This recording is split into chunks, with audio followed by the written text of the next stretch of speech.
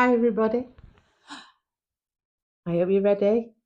We're on to story number 2 and I'm really excited about this one. So I thought we were going to do Hansel and Gretel, but I think we're going to save Hansel and Gretel because it's quite a long one. So we're going to do a really fabulous one with a really good name, Rumpelstiltskin.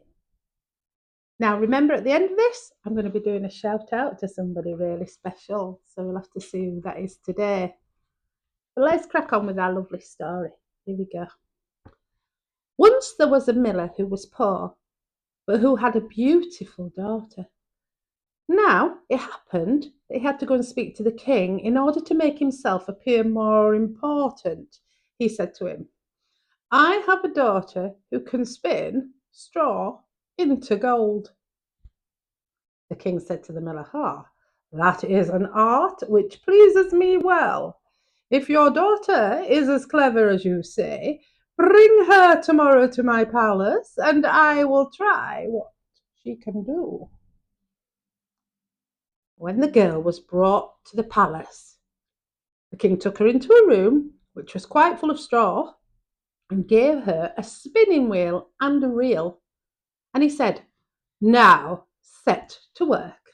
And if by tomorrow morning early you have not spun this straw into gold during the night, you must die.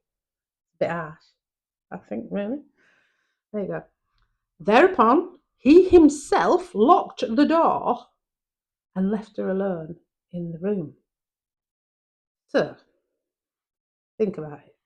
There sat is the poor miller's daughter, and for the life of her, she didn't know what to do. She had no idea how straw could be spun into gold. She grew more and more miserable until at last she began to weep. She's crying. I'd be crying. Can you turn straw into gold? Not sure. Wow! All at once the door opened, and in came a little man, and he said, Good evening, Mistress Miller. Why are you crying so? Oh, alas, said the girl, I have to spin straw into gold, and I don't know how to do it. Oh, okay. What will you give me? Said the little man, if I do it for you. Oh, I'll give you my necklace, said the girl. So the little man took the necklace, seated himself in front of the spinning wheel, and whirr, whirr, whirr, 3 turns, and the reel was full. And then he put on another, whirr, whirr, whirr, 3 times round, and the second one was full too. And so it went on all night until the morning, when all of that straw was spun and the reels were full of gold. Wow, wow. By daybreak, the king was already there, and when he saw the gold, he was astonished and delighted. But his heart became only more greedy. He had the miller's daughter taken to another room that was full of straw, which was much larger, and he commanded her to spin that also in one night if she valued her life.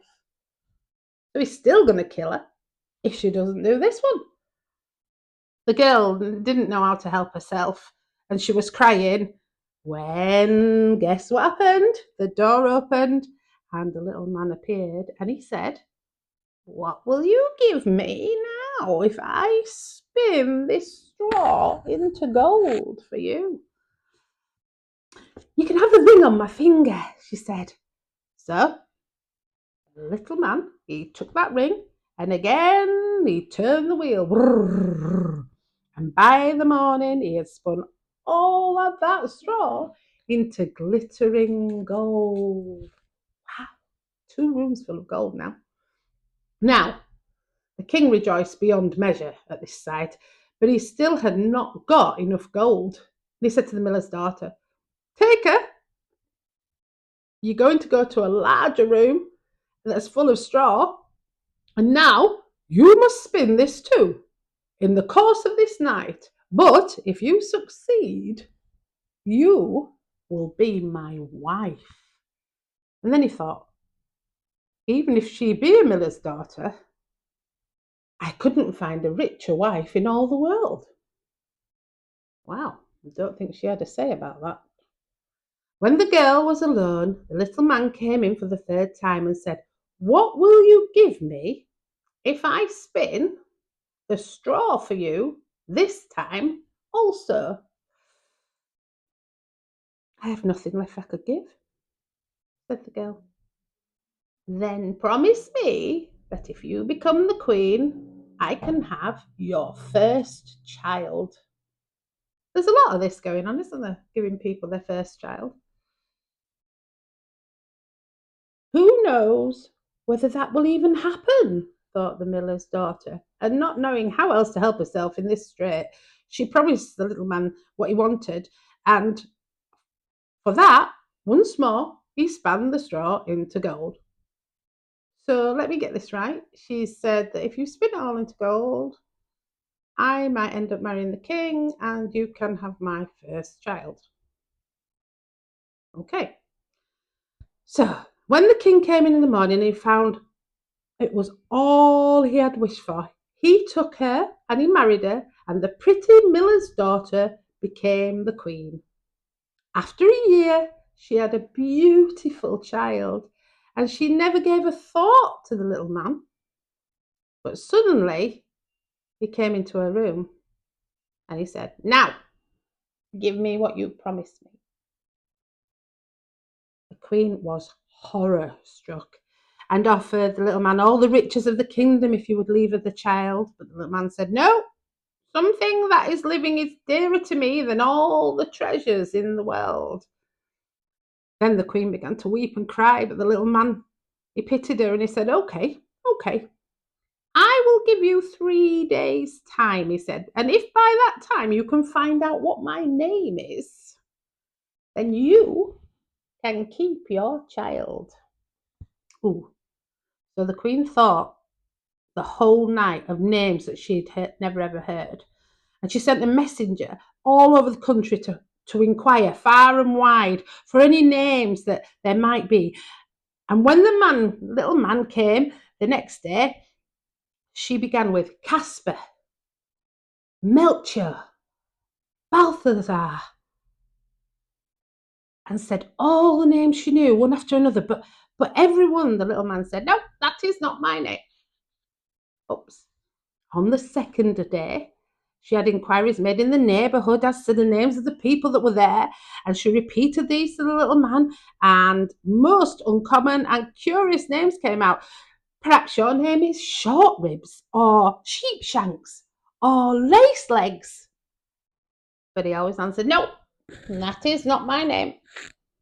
Oh, on the third day, the messenger came back again and said, "Look, I have not been able to find a single new name, but I came to a high mountain at the end of the forest where a fox and a hare bid each other good night.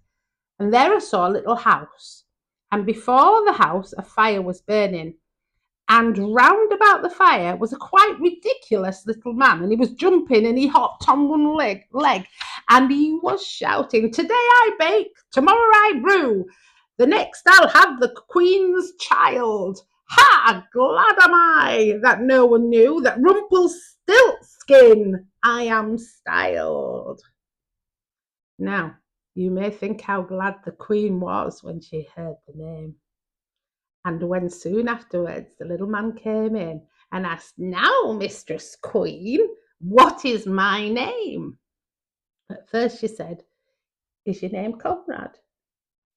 "No." "Is your name Harry?" "No." "Well, perhaps your name is Rumpelstiltskin." "The devil has told you that! The devil has told you that!" cried the little man. And in his anger, he plunged his right foot so deep into the earth that his whole leg went in. And then in rage, he pulled his left leg so hard with both hands that he tore himself in two. And that was the end of Rumpelstiltskin. Wow! What a story. Now that's really exciting. because that's led me to the shout out that I talked about at the beginning. And today I want to do a shout out for a special little boy called Harry, who I've told stories to many, many times face to face. And I hope that he's listening today. He's 10 and he'll probably get a little bit embarrassed. So I'm not going to tell you his last name and where he's from. But I am going to tell you he's super cool. And I love him lots. Bye! Till next time.